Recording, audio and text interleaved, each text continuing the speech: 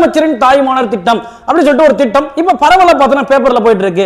இந்த திட்டத்தை பத்தி நம்ம பார்க்கும்போது இந்த திட்டம் எப்ப கொண்டு வரப்பட்டது, எதுக்காக கொண்டு வரப்பட்டது, எதனால கொண்டு வரப்பட்டது, எதன் மூலம் கொண்டு வரப்பட்டது, இதனால பயனாளிகள் யாரு அப்படின்றத நமக்கு தேர்வு நோக்கில் பார்க்குற மாதிரி இருக்கும். அந்த வரிசையை அப்படியே பார்த்துட்டு வருவோம். ஃபர்ஸ்ட் இந்த திட்டம் எப்போது கொண்டு வரப்பட்டது அப்படின்னும் போது 19 ஜூன் 2024 இந்த திட்டத்தை வந்து கொண்டாடுறாங்க. இந்த திட்டத்தோட நோக்கம் என்ன இருக்குன்னா 2026க்குள் 5 லட்சம் வறுமை கோட்டுக்கு கீழே இருக்கிற தமிழக மக்களை பார்த்தோன்னா வந்து வறுமை கோட்டிலிருந்து மீட்டெடுக்கல் தான் இந்த திட்டத்தோட முக்கிய நோக்கமா இருக்கு.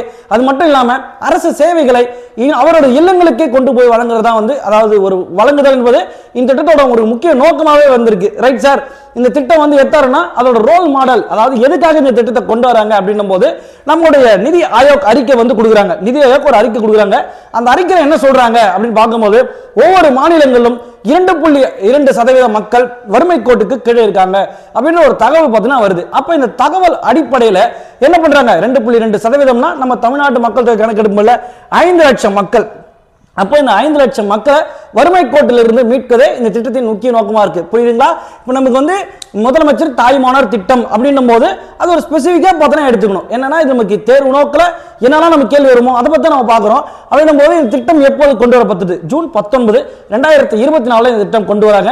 இந்த திட்டத்தோட 2026க்குள் 5 லட்சம் பேர் நம்ம என்ன பண்றோம், வறுமை கோட்டிலிருந்து மீட்கிறோம் அப்படின்னு சொல்லிட்டு சொல்றோம். இப்போ இந்த 5 லட்சம் பேர் ஏன் மீட்கிறோம்னா ஒவ்வொரு மாநிலங்களும் என்ன பண்றாங்க, 2.2% மக்கள் வறுமை கோட்டுக்கு கீழே இருக்காங்க. அவங்கள வந்து பார்த்தோன்னா வந்து அந்த அறிக்கைக்கு அடிப்படையில் இந்த திட்டம் வந்து கொண்டாடுறாங்க.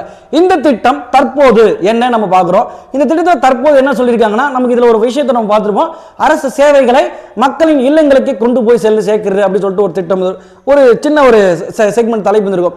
அப்போ அரசு சேவைகளை வீடுகளில் மக்களோட வீடுகளுக்கு கொண்டு போய் சேர்க்கிறேன்னா ஃபர்ஸ்ட் எதுவுமே மக்களோட இலக்கு செய்கிறேன்னா ஃபர்ஸ்ட் இந்த ரேஷன் பொருட்கள், அதாவது இந்த ரேஷன் விநியோக பொருட்கள், நியாய விலை கடைக்கு மூடக்கூடிய இந்த விநியோக பொருட்களை மக்களோட இல்லங்களுக்கே கொண்டு போய் சேர்க்கிறதா முதற்கட்டமாக எடுத்தாந்துருக்காங்க. இது எப்போ வந்து ஸ்டார்ட் பண்ணாங்க அப்படின்னும் போது 12/8/2025 இந்த திட்டத்தை வந்து பார்த்தோன்னா தண்டையார்பேட்டையில் பார்த்தோன்னா தமிழக முதலமைச்சரால் பார்த்தோன்னா இந்த திட்டம் வந்து தொடங்கி வைக்கப்பட்டிருக்கு.